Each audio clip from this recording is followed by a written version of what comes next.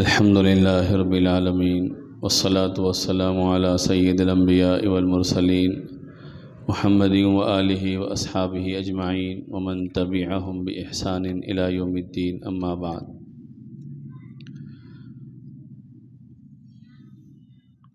قال رسول اللہ صلی اللہ علیہ وسلم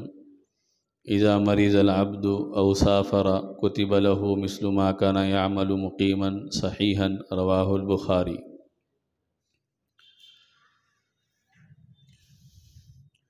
نیکی کے بہت سارے طریقے اور بہت سارے اعمال ہے کہ جس کے ذریعے بندہ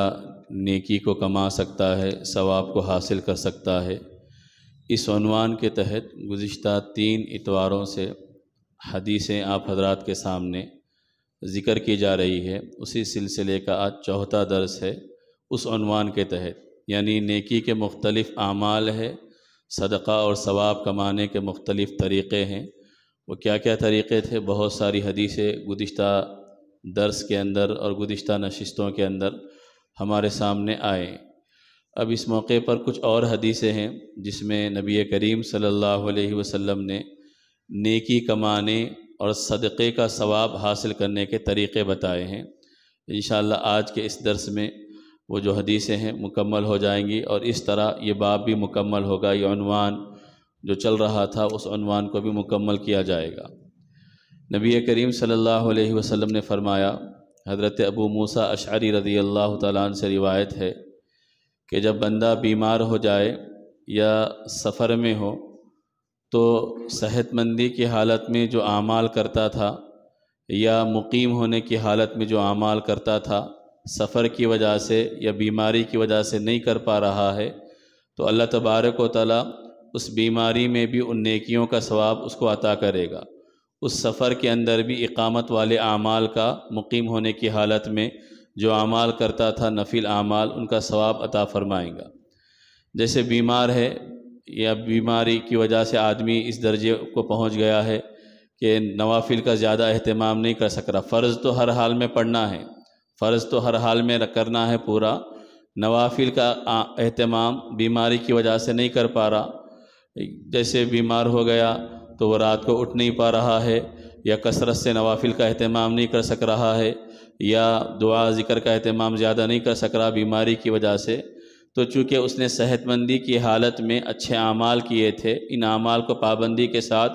وہ کرتا تھا، تو اللہ تبارک و تعالیٰ بیماری کے اس حالت میں اور بیماری کے ان دنوں میں ان نیکیوں کو نہ کرنے کے باوجود بھی ان نیکیوں کا ثواب عطا کرے گا۔ جیسے ایک آدمی روزانہ تہجد پڑھتا تھا لیکن بیماری کی وجہ سے، سخت بیماری کی وجہ سے وہ نیکی کے کام نہیں کر سک رہا، یا اللہ تبارک و تعالیٰ نے اور بھی نیک کام کرنے کے موقع دیے تھے، نفل کام وہ کرتا تھا لیکن بیماری کی وجہ سے یا عمر کی زیادتی کی وجہ سے وہ نیک کام نہیں کر سک رہا، تو جوانی میں اس نے جو کام کیے تھے، اللہ تبارک و تعالیٰ نے یہ فیصلہ فرمایا کہ بڑھاپے کی حالت میں ان نیکیوں کے اعمال کو اللہ تبارک و تعالیٰ ثواب کی شکل میں عطا کرتے رہے گا۔ ایک آدمی مسافر ہے، مسافر کے لیے شریعت نے سہولت دی کہ 4 رکعت والی نماز 2 رکعت ہو جاتی ہے، ظہر، عصر، عشاء، باقی 3 نمازیں مغرب کی اسی رکعتیں پڑھیں گے اور فجر کی 2 رکعت باقی رہیں گی۔ تو اب سفر میں ہونے کی وجہ سے وہ زیادہ سنتوں کا، نوافل کا اہتمام نہیں کر سک رہا، تو چونکہ وہ قیام کی حالت میں اپنے گھر میں رہنے کے بعد وہ پورے اہتمام کے ساتھ نوافل کا اہتمام کرتا تھا، تو اللہ تبارک و تعالیٰ وہ ثواب عطا فرمائیں گا۔ اس حدیث کو لانے کا مقصد یہ ہے کہ جب اللہ تبارک و تعالیٰ صحت دے، تندرستی دے، تو انسان زیادہ سے زیادہ اچھے اعمال کرنے کی فکر کرنے والا بنے، تاکہ جس زمانے میں ہم وہ اعمال نہیں کر سکیں گے تو اللہ تبارک و تعالیٰ ان اعمال کا ثواب عطا فرمائیں گا۔ تندرستی کی حالت میں آپ کھڑے ہو کر نماز پڑھتے تھے، لمبا لمبا قیام کرتے تھے، لمبے لمبے سجدے کرتے تھے، بہت دیر تک بیٹھ کر تلاوت کرتے تھے، لمبی لمبی دعائیں کرتے تھے۔ عمر کی وجہ سے یا کمزوری کی وجہ سے نہ لمبا قیام کرنے کا موقع مل رہا، نہ لمبے سجدے کرنے کے موقع مل رہے، نہ زیادہ دیر تک دعا کرنے کا موقع مل رہا، چونکہ اس نے اچھے حالت میں اللہ تبارک و تعالیٰ کے ان اعمال کو انجام دیا تھا، اس کے نتیجے میں اللہ تبارک و تعالیٰ بعد میں بھی ثواب عطا کرتے رہے گا۔ بس اس میں بتانا یہ ہے کہ اگر تم اپنی جوانی کے ایام کی قدر کرو، صحت کے ایام کی قدر کرو، آسانی کے ایام کی قدر کرو گے تو اللہ بعد میں بھی ثواب عطا کرتے رہیں گا، جوانی کو ضائع کر دیں گے، صحت کو ضائع کر دیں گے، تو بڑھاپے میں پہنچنے کے بعد، کمزوری میں پہنچنے کے بعد تو آدمی کرنے کے قابل رہتا ہی نہیں ہے، تو اس وقت سوائے حسرت کرنے کے، افسوس کرنے کے، اپنے آپ پر ملال کرنے کے کچھ ہاتھ اس کو نہیں آئے گا، کچھ نہیں ملے گا۔ اس کے بعد دوسری حدیث ذکر کی گئی حضرت جابر رضی اللہ تعالیٰ عنہ سے کہ کل معروف صدقۃ، کہ ہر بھلائی کرنا یہ صدقہ ہے۔ اب صدقے کی بہت ساری شکلیں گزشتہ حدیثوں میں ذکر کی گئی تھی کہ صدقہ راستے سے تکلیف دہ چیز کا ہٹانا صدقہ ہے، کسی سے ملاقات کرتے وقت ہنستے مسکراتے ہوئے خندہ پیشانی کے ساتھ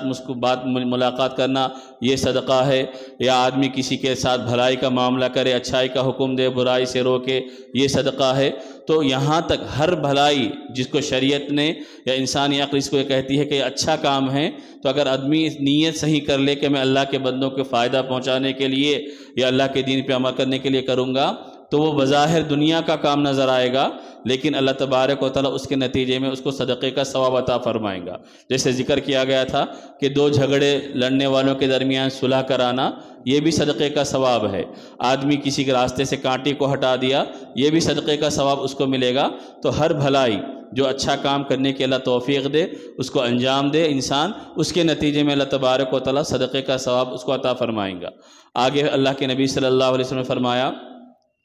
کہ ما من مسلم یغرس غرسا الا ما اکل منہ لہ صدقۃ وما سرق منہ لہ صدقۃ ولا یزرع احد الا کان لہ صدقۃ، کہ درخت کو لگانے کی فضیلت اور اس کا ثواب کیا ہوگا۔ اللہ کے نبی صلی اللہ علیہ وسلم نے فرمایا اگر کوئی مسلمان کوئی درخت لگائے، کوئی جھاڑ لگائے، چھوٹا سا بالکل زمین میں بیج بوئے، اس کے بعد اس کی نگرانی کرے، جب وہ درخت بن جائے، تیار ہو جائے، کھڑا ہو جائے، زمین سے نکل جائے، تو اللہ تبارک و تعالیٰ اس کی اس نیکی کے بدلے میں جتنے لوگ اس درخت سے فائدہ اٹھائیں گے، چاہے جانور اس درخت کے پتوں کو کھائے یا انسان اس کے پھلوں کو استعمال کرے یا کوئی آدمی دھوپ کی حالت میں اس کے سائے کو استعمال کرے، تو جتنے لوگ اس درخت سے فائدہ اٹھاتے رہیں گے، درخت کے لگانے والے کو اللہ تبارک و تعالیٰ صدقے کا ثواب عطا کرتے رہیں گا۔ آپ نے ایک جھاڑ لگا دیا، اس کے نتیجے میں بے شمار لوگ فائدہ اٹھا رہے، انسان بھی فائدہ اٹھا رہے، جانور بھی فائدہ اٹھا رہے، ہر مخلوق چرند پرند آ کر اس کے اوپر بیٹھ رہے اور وہ بھی سکون حاصل کر رہے، تو جتنی اللہ کی مخلوقات اس درخت سے فائدہ اٹھائیں گی، اللہ تبارک و تعالیٰ درخت کے لگانے والے کو ثواب عطا فرمائیں گا۔ یہاں تک ذکر کیا گیا حدیث میں، اگر آپ نے ایک جھاڑ لگایا، اس جھاڑ پہ پھل آنے لگے اور آپ نے لوگوں کو منع کر دیا کہ میرے جھاڑ سے کوئی پھل نہ توڑے، اس کے باوجود کوئی آدمی چوری کر کے پھل توڑ لے، جیسے عام طور پر ہوتے رہتا ہے، بازو کے کسی کا درخت ہمارے گھر میں آ گیا، ایک منڈا آ گیا، ہم اس کے جھاڑ سے جام کو توڑ لیے یا کوئی اور پھل توڑ لیے، جبکہ مالک نے منع کر رکھا تھا۔ توڑنے والے نے غلط عمل کیا کہ مالک کی اجازت کے بغیر، جھاڑ والے کی اجازت کے بغیر پھل توڑ کر کھا لیا، لیکن اس کے باوجود بھی کوئی چوری کر کے بھی کھا لے، تب بھی درخت والے کو اللہ تبارک و تعالیٰ صدقے کا ثواب عطا فرمائیں گا۔ آج دنیا میں اور ہمارے پاس حکومتوں کی طرف سے بار بار اعلانات کیے جا رہے کہ جھاڑ لگاؤ، درخت لگاؤ، اتنے لاکھ درخت لگائے جائیں گے، اتنے کروڑ درخت لگائے جائیں گے۔ اس کے بے شمار اللہ نے فائدے رکھے ہیں، درختوں کے، جھاڑوں کے اور ہری بھری چیزوں کے اللہ تبارک و تعالیٰ نے بہت سے فائدے رکھے ہیں، لیکن آج سے 1400 سال پہلے ہمارے نبی صلی اللہ علیہ وسلم نے اس کی اہمیت کو بھی بتا دیا کہ تم اگر جھاڑ لگا رہے ہو اور تھوڑا سا اپنی نیت کو یہ کر لو کہ میں اس لیے جھاڑ لگا رہا ہوں کہ میرے نبی نے حکم دیا ہے کہ تم جھاڑ لگاؤ، تو اللہ تبارک و تعالیٰ لگانے کا بھی ثواب عطا فرمائیں گا، اور اس کے نتیجے میں جتنے لوگ اس کو استعمال کریں گے ان استعمال کرنے والوں کا ثواب بھی اللہ تبارک و تعالیٰ اس کو عطا فرمائیں گا۔ یہاں تک ذکر کیا گیا کہ جب تک جھاڑ رہے گا، جتنے سالوں تک وہ جھاڑ زمین پہ قائم رہے گا، اتنے سالوں تک جتنے لوگ فائدہ اٹھاتے رہیں گے، جتنے جانور فائدہ اٹھاتے رہیں گے، اللہ ہر ایک کے نیکی کا ثواب اس کو عطا، ہر ایک کے استعمال کرنے کا ثواب اس کو عطا فرمائیں گا۔ تو نیکی کمانے کی شکلیں اللہ نے بیان فرمائی، نبی کریم صلی اللہ علیہ وسلم نے بیان فرمائی کہ تم ان طریقوں سے نیکی کما سکتے ہو۔ نیکی کمانے کے لیے بعض اوقات آدمی بڑے کام نہیں کر سکتا، تو یہ معمولی کام کر سکتا ہے کہ جس کے نتیجے میں اللہ تبارک و تعالیٰ اس کو ثواب عطا فرمائیں گا۔ اور ثواب کا معاملہ یہی ہے کہ دنیا میں انسان کو اس کی اہمیت نظر نہیں آ رہی، قدر معلوم نہیں ہو رہی، لیکن جیسے ہی آنکھ بند ہوں گی اللہ تبارک و تعالیٰ کے دربار میں وہ پیش کر دیا جائیں گا، اس کو پھر اس کے اعمال کی قدر معلوم ہوگی۔ آگے روایت خود بیان کی گئی کہ کیسے انسان کو اپنے اعمال کی قدر معلوم ہوگی، تو یہ حدیث ذکر کی گئی۔ اس کے بعد ایک حدیث ذکر کی گئی کہ بنو سلیمہ، یہ مدینہ منورہ کے اطراف کا ایک قبیلہ تھا، خاندان تھا، جو مدینے سے دور کچھ فاصلے پہ، مسجد نبوی سے دور فاصلے پہ واقع تھا۔ ان لوگوں کی مرتبہ معلوم ہوا کہ مسجد نبوی کے قریب میں کچھ جگہ خالی ہو رہی ہے یا خالی ہے، تو اس قبیلے والوں نے فیصلہ کیا کہ ہم چونکہ مسجد نبوی سے دور ہے، مسجد کو آنے جانے میں ہم کو مشقت ہو رہی ہے، لہٰذا ہم اس بستی کو چھوڑ کر مسجد نبوی کے قریب میں آباد ہو جائیں گے۔ ان لوگوں نے ارادہ کیا، فیصلہ کیا۔ نبی کریم صلی اللہ علیہ وسلم کو معلوم ہوا کہ قبیلے بنو سلیمہ کے لوگوں نے اس طرح کا فیصلہ کیا ہے۔ نبی کریم صلی اللہ علیہ وسلم نے ان کو بلا کر پوچھا کہ مجھے اس طرح کی اطلاع ملی، کیا واقعی یہ صحیح ہے؟ ان لوگوں نے کہا کہ اللہ کے نبی ہاں صحیح ہیں، چونکہ ہم دور ہے، نماز کو آنے جانے کے لیے ہم کو مشقت ہوتی ہے، ہم کو یہ معلوم ہوا کہ قریب میں کچھ جگہ خالی ہے تو ہم یہاں منتقل ہونا چاہتے ہیں۔ نبی کریم صلی اللہ علیہ وسلم نے فرمایا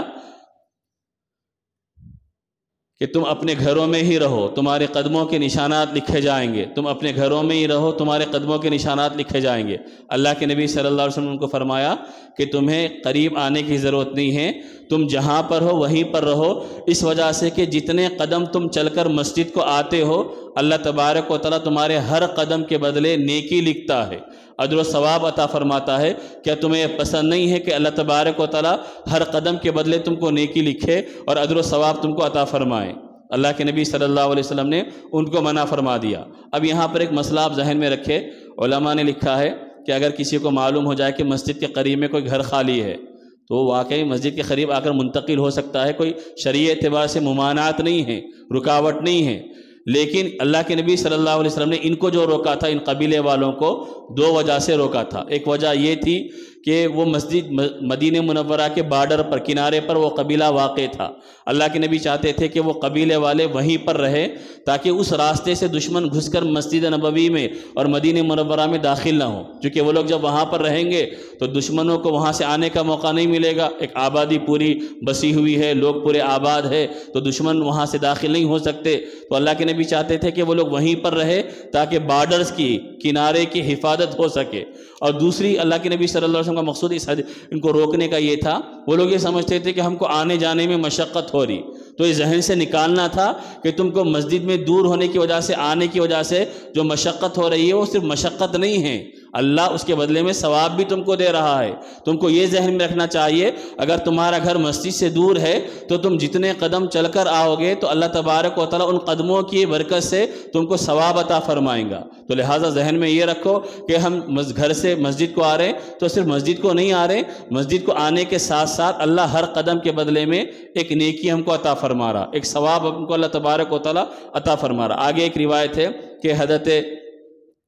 ابی بن کعب رضی اللہ عنہ فرماتے ہیں کہ مسجد نبوی سے سب سے دور ایک صحابی رہتے تھے، ان سے زیادہ دور کسی کا گھر نہیں تھا۔ میں نے ایک مرتبہ ان سے کہا کہ آپ اتنی دور سے آتے ہیں، رات کے وقت اندھیرے میں بھی آنا پڑتا ہے، گرمی میں سخت دھوپ میں بھی آنا پڑتا ہے، آپ سواری کا انتظام کیوں نہیں کر لیتے؟ آپ اپنی سواری کا انتظام کر لیجئے تاکہ اتنی دور سے رات میں بھی آپ آسانی کے ساتھ آ سکے، اور سخت گرمی میں جب دھوپ سے چلچلاتی ہوئی زمین ہو تو اس وقت مشقت اٹھانی نہ پڑے، آپ سواری پر آ جایا کرے۔ تو وہ صحابی نے فرمایا کہ میری بھی خواہش ہے، کیا مجھے یہ پسند نہیں ہے کہ میرا گھر مسجد کے قریب ہو اور میں آسانی کے ساتھ مسجد میں داخل ہو جاؤں، لیکن میں اس لیے دور سے آتا ہوں چاہتے ہوئے تاکہ اللہ تبارک و تعالیٰ میرے آنے پر بھی ثواب عطا فرمائے، میرے جانے پر بھی ثواب عطا فرمائے۔ جب نبی کریم صلی اللہ علیہ وسلم کو معلوم ہوا تو اللہ کے نبی نے فرمایا کہ انہوں نے اللہ تبارک و تعالیٰ کی طرف سے خیر کو حاصل کر لیا، یعنی اللہ ان کو آنے پر بھی ثواب دے گا اور مسجد سے واپس اپنے گھر کو جانے پر بھی ثواب دے گا۔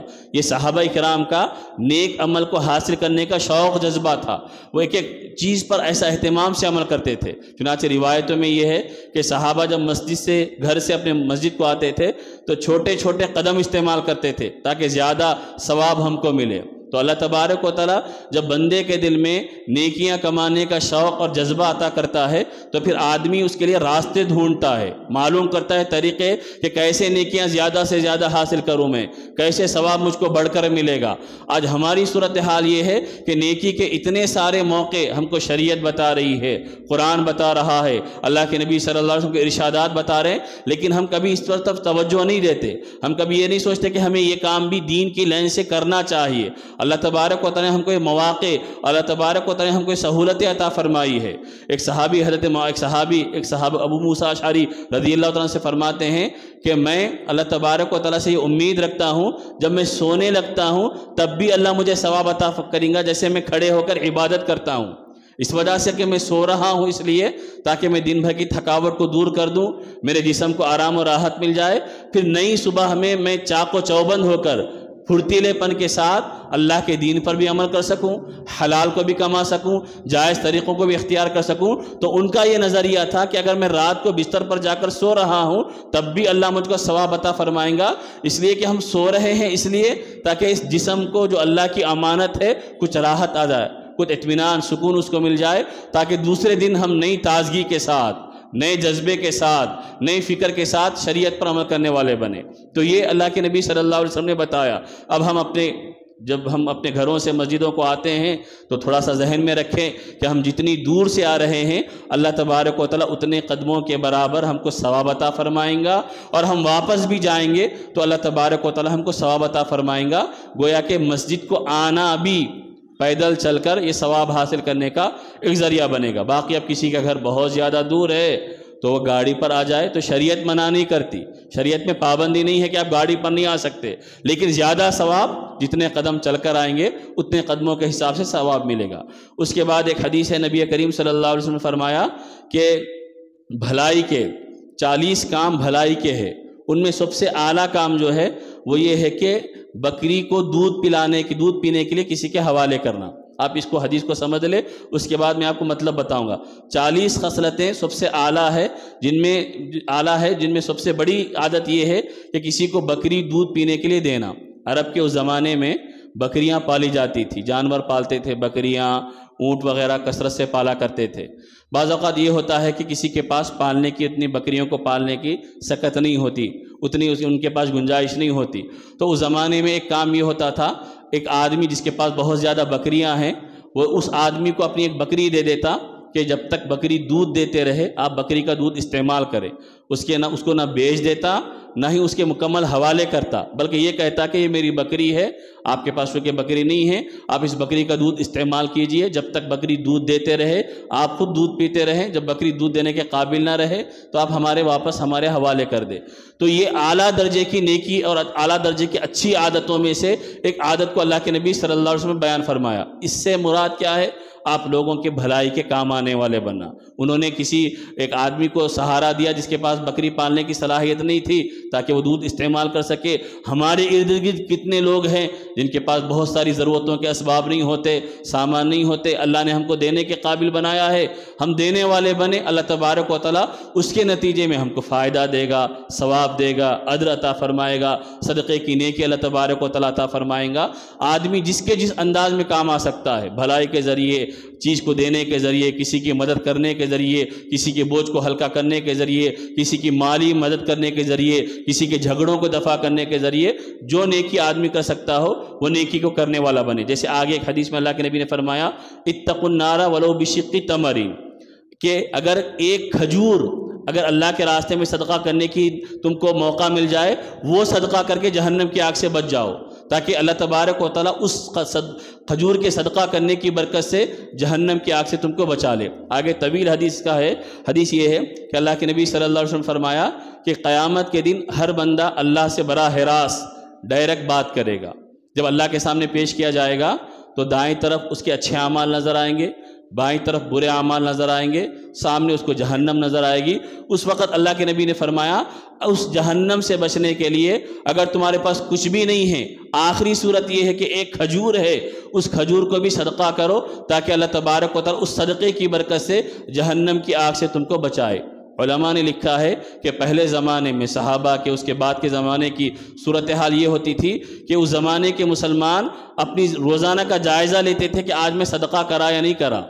اگر نہیں کرا تو صدقہ کرنے کا اہتمام کرتے تھے، چونکہ ان کو معلوم تھا قیامت کے دن میدان حشر میں آدمی اپنے صدقے کے سائے میں ہوگا. وہ جو کچھ اللہ کے راستے میں خرچ کیا تھا، مال کی شکل میں، لوگوں کی ضروریات کو پورا کرنے کی شکل میں، جس شکل میں بھی آپ لوگوں کی ضرورتیں صدقے کی نیت سے کریں گے، چاہے کپڑے بنا کر ہو، کسی کو کھانا کھلا کر ہو، کسی کو دوا دلا کر ہو، کسی کی جو ضرورت ہو اس ضرورت کو پوری کر ہو، یہ سارے صدقے کے لین کے کام ہیں. تو اللہ کے نبی صلی اللہ علیہ وسلم نے فرمایا کہ اگر تم معمولی درجے کا کھجور بھی صدقہ کرو گے تب بھی وہ کھجور ممکن ہے اللہ تبارک و تعالیٰ اس کی برکت سے جہنم کی آگ سے تم کو بچا لے گا. اس کے بعد نبی کریم صلی اللہ علیہ وسلم نے فرمایا ان اللہ لا یرضی عن العبد ان یأکل الاکلۃ فیحمدہ علیہا او یشرب الشربۃ فیحمدہ علیہا. بہترین حدیث ہے، ہم اس کو ذہن میں رکھیں. اللہ کے نبی صلی اللہ علیہ وسلم فرمایا کہ اللہ تعالیٰ اس بندے سے بڑا خوش ہوتا ہے جو کھانا کھائے تو اس پر شکر ادا کرے اور پانی پیے تو اس پر شکر ادا کرے. علماء نے اس کے دو مطلب لکھے ہیں، ایک تو یہ کہ ہر لقمے پر الحمدللہ کہنا، اور ایک یہ ہے کہ پورا آپ کھانا کھانے کے بعد دعا پڑھنا، الحمدللہ کہو یا الحمدللہ الذی اطعمنا وسقانا وجعلنا مسلمین، یہ دعا پڑھے. لیکن کھانے کے بعد الحمدللہ کہنا، پانی پینے کے بعد الحمدللہ کہنا. کھانا ہماری ضرورت ہے، کھانے کے بغیر ہم رہ نہیں سکتے. پانی ہماری ضرورت ہے، ہم پانی کے بغیر جی نہیں سکتے. لیکن اللہ کا احسان دیکھیے، اللہ نے اس کو بھی نیکی کمانے کا ایک ذریعہ بنا دیا کہ کھانا کھاؤ الحمدللہ کہو، پانی پیو الحمدللہ کہو، تمہاری ضرورت بھی پوری ہو جائے گی، تمہارا پیٹ بھی بھر جائے گا اور نیکی کی نیکی بھی ملے گی. اور اللہ کو یہ بندہ پسند بھی آتا ہے جو گویا کہ وہ عاجزی اختیار کر رہا، اللہ کے سامنے اس بات کا اقرار کر رہا کہ یہ اللہ کا احسان ہے کہ اللہ نے مجھے یہ نعمتیں کھلائی ہے، یہ کھانا مجھے کھلایا ہے، یہ پانی مجھے پلایا ہے. اگر اللہ نہیں چاہتا تو کھانا میرے پیٹ میں نہیں جاتا، پانی میرے حلق سے نہیں اترتا. گویا کہ میں اللہ تبارک و تعالیٰ کا احسان مند ہوں، اسی لیے میں شکر ادا کر رہا ہوں. تو شکر ادا کرنا یہ اللہ تبارک و تعالیٰ کو بہت پسند ہے. تو اس کا ہم اہتمام کرنے والے بنے، ہم کرتے ہیں. لیکن چونکہ ہم کو اب حدیث بھی معلوم ہو گئی کہ ہر لقمے پر جب الحمدللہ کہیں گے، یا کھانا کھانے کے بعد الحمدللہ کہیں گے، یا پانی پینے کے بعد الحمدللہ کہیں گے، تو ایسا بندہ اللہ کو پسند آتا ہے. ہم بھی اہتمام کریں، اپنے گھر میں بچوں کو بھی اہتمام کروائیں کہ کھانا کھانے کے بعد دعا پڑھوائیں، پانی پینے کے بعد الحمدللہ کہنا سکھائیں، تاکہ وہ کھانا پینا ہماری ضرورت کے ساتھ ہمارے لیے نیک عمل کا ذریعہ بھی بنے اور اللہ کے نزدیک ہم پسندیدہ بھی بن جائے. آپ سوچئے کہ اللہ کو وہ بندہ پسند آ رہا ہو جو الحمدللہ کہے، تو کتنی بڑی خوشی کی بات ہے ہمارے لیے. اس میں نہ پہاڑ اٹھانے کی ضرورت ہے، نہ کوئی بڑا کام کرنے کی ضرورت ہے. کھانا تو ہم کھا رہے ہیں، کھانے کے بعد الحمدللہ کہہ دیے، ہر لقمے پہ کہہ دیے، چند لقموں کے بعد کہہ دیے، پینے کے بعد الحمدللہ کہہ دیے. تو اس کا نتیجہ یہ ہوگا اللہ نعمتوں میں اضافہ بھی کرے گا. لَإِن شَكَرْتُمْ لَأَزِيدَنَّكُمْ، اگر تم شکر ادا کرو گے تو میں نعمتوں میں اضافہ کرنے والا بنوں گا. یہ طریقے ہم کو شریعت نے بتائے ہیں. آخری حدیث جو اس سے پہلے ہم نے شروع میں اس باب کے اس عنوان کے شروع میں سنی تھی، وہی آخری حدیث یہاں پر نقل کی گئی کہ اللہ کے نبی صلی اللہ علیہ وسلم فرمایا کہ مومن کو صدقہ کرنا چاہیے روزانہ. تو صحابہ نے پوچھا کہ اللہ کے نبی صلی اللہ علیہ وسلم اگر کسی کے پاس کچھ نہ ہو تو وہ کیا کرے؟